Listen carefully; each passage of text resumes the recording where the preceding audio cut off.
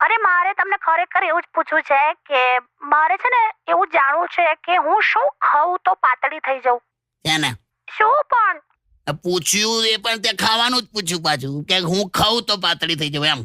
અરે એવું બધું આવે છે એટલે આટલું જ પ્રોટીન ખાવાનું ને સલાડ ખાવાનું ને એવું બધું. તું છે ને પેલી જો ઘી તેલ મીઠાઈ મેદો બેસણ બટાકા ઘઉં ખાંડ આની સોગંદ ખા. શું કહો છો?